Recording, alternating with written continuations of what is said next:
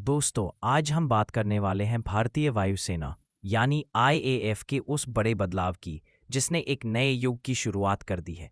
लगभग 60 सालों से आसमान में गरजने वाला मिग-21 फाइटर जेट आखिरकार रिटायर हो चुका है। यह वही मिग-21 है जिसने 1971 के भारत-पाक युद्ध से लेकर कारगिल और बालाकोट स्ट्राइक तक भारतीय वायुसेना की रीढ़ की हड्डी बनकर काम किया।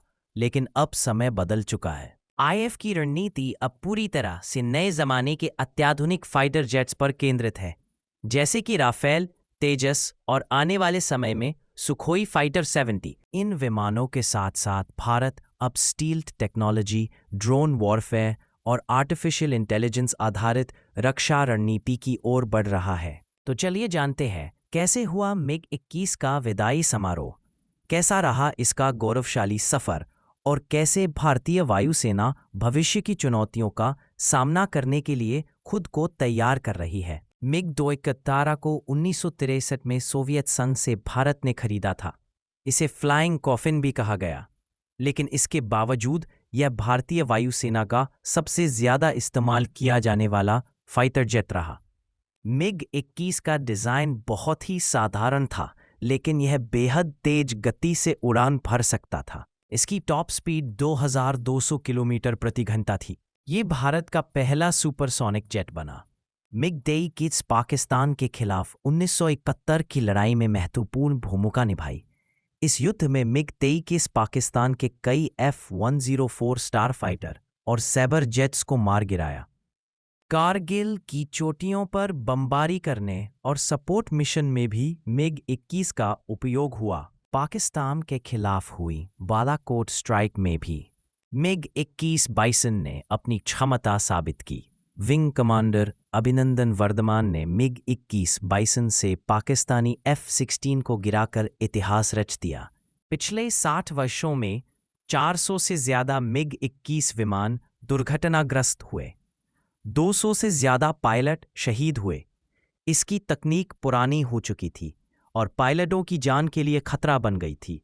इसी वजह से मिग-21 को फ्लाइंग कॉफिन और विधवा बनाने वाला जेट कहा जाने लगा। अब भारतीय वायुसेना ने मिग-21 को आधिकारिक रूप से रिटायर कर दिया है। विदाई समारोह में पायलटों और पूर्व सैनिकों ने इस विमान को सलामी दी। यह केवल एक विमान की विदाई नहीं है, बल्कि भारतीय वायुसेना के एक युग का अंत है। मिग-21 की जगह अब पूरी तरह नए, हाईटेक और सुरक्षित फाइटर जेट्स ले रहे हैं। अब बात करते हैं कि मिग-21 के बाद आईएएफ किन किन विमानों। तो भारत के पास दुनिया के सबसे एडवांस्ड स्टील्थ फाइटर्स होंगे। अब सवाल उठता है कि आने वाले समय में आईएएफ की रणनीति क्या होगी। भारत को हमेशा चीन और पाकिस्तान दोनों से एक साथ खतरे का सामना करना पड़ सकता है। इसलिए वायुसेना अब खुद को 2 मोर्चों पर लड़ने के लिए तैयार कर रही है। राफेल, तेजस मार्क II और आने वाले AMCA advanced medium combat aircraft Bharat की नई ताकत होंगे। स्वार्म ड्रोन, UCAV और AI आधारित वारफेयर सिस्टम भारतीय वायुसेना की नई दिशा है। यह न केवल पायलटों की जान बचाएगा, बल्कि दुश्मन पर स्मार्ट स्ट्राइक की क्षमता भी देगा। भारत अब विदेशी विमानों पर निर्भरता कम कर रहा है।